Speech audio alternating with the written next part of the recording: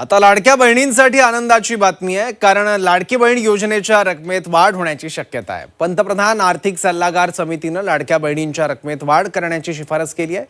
लाडकी बहीण योजनेची रक्कम महागाईनुसार वाढवा अशा सूचना करण्यात आल्या आहेत। त्यामुळे आता आगामी काळात लाडक्या बहिणींना रकमेत वाढ मिळण्याची आनंदाची बातमी कधीही मिळू शकते।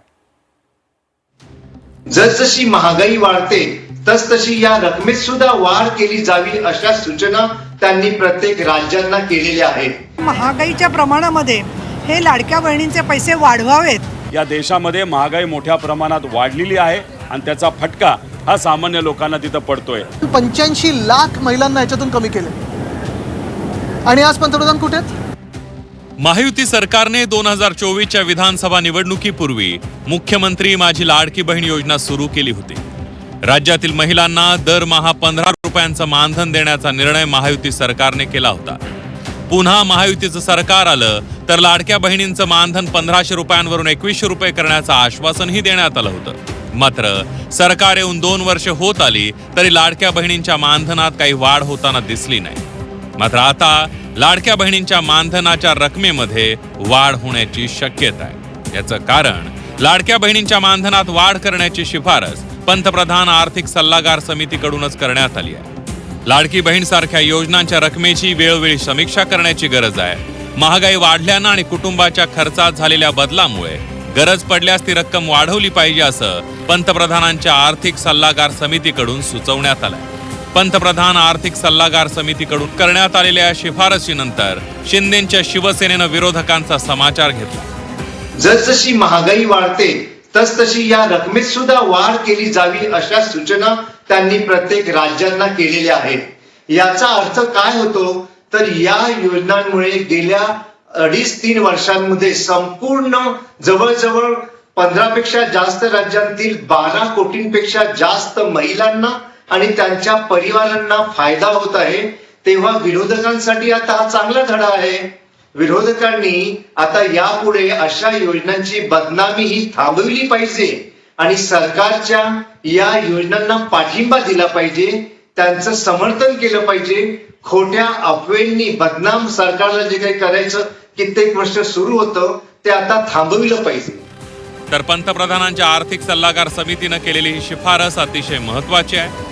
राज्याचे मुख्यमंत्री आणि उपमुख्यमंत्री ही शिफारस स्वीकारून लाडक्या बहिणींच्या मानधनात वाढ करतील असा विश्वास शिंदेंच्या शिवसेनेच्या आमदार नीलम गोऱ्हे यांनी व्यक्त केला। महागाईच्या प्रमाणामध्ये हे लाडक्या बहिणींचे पैसे वाढवावेत अशी केंद्र सरकारच्या या अभ्यास कमिटीने जी सुधारणा केलेली आहे, सूचना केलेली आहे ती अतिशय महत्त्वाची आहे। कारण अनेक बघतोय आपण डिझेल, पेट्रोल भाववाढ, भाजी डाळ सगळ्या गोष्टींची झालेली आहे आणि मला वाटतं की सन्माननीय देवेंद्रजी फडणवीस, सन्माननीय एकनाथजी शिंदे, सन्माननीय सुनेत्राताई पवार हे नक्की ही शिफारस स्वीकारतील। तर या शिफारसीवरून पवारांच्या राष्ट्रवादीचे आमदार रोहित पवार यांनी देशातील वाढत्या महागाईवर बोट ठेवत केंद्रावर निशाणा साधलाय।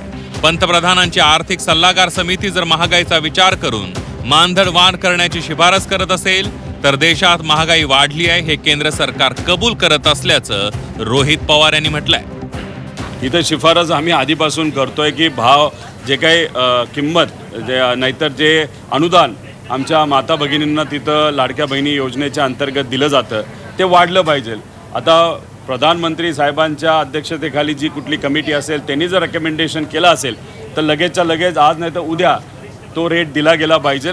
त्याचा अर्थ ते ही गोष्ट मान्य करतात या देशामध्ये महागाई मोठ्या प्रमाणात वाढत चाललेली आहे। त्यामुळे आत्ता जी योजना वर्षापूर्वी आणली त्याच्यामध्ये जर वाढ फक्त महागाई लक्षात घेऊन करायला जर केंद्र सरकारने सांगितलं असेल त्याचा अर्थ केंद्र सरकार मान्य करते या देशामध्ये महागाई मोठ्या प्रमाणात वाढलेली आहे आणि त्याचा फटका हा सामान्य लोकांना तिथं पडतोय। दरम्यान सत्ता आल्यानंतर लाडक्या बहिणींच्या मानधनात वाढ करण्याचं आश्वासन भाजपच्या वचननाम्यात होतं। मात्र भाजपने दिलेलं आश्वासन पाळलं नसल्याचं म्हणत आदित्य ठाकरे यांनी भाजपवर निशाणा साधलाय।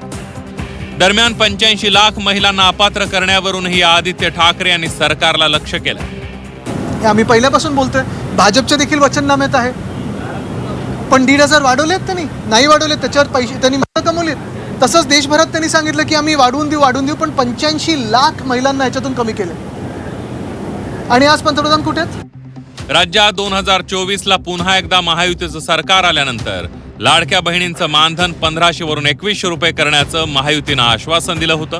राज्यातील महिलांनीही या मानधन वाढी संदर्भात सरकारला अनेकदा प्रश्न केले होते, तर विरोधकांनी यावरून अनेक वेळेला सरकारला कोंडीत पकडण्याचाही प्रयत्न केला होता. मात्र आता थेट पंतप्रधानांच्या आर्थिक सल्लागार समितीनंच या संदर्भात आढावा घेऊन रक्कम वाढवण्याची शिफारस केली आहे. त्यामुळे राज्य सरकार या संदर्भात सकारात्मक विचार करण्याची शक्यता आहे. तर दुसरीकडे राज्य सरकार निधीची उभारणी कशी करणार याही प्रश्नाचं उत्तर राज्य सरकारला द्यावं लागणार आहे. ब्युरो रिपोर्ट, झी 24 तास.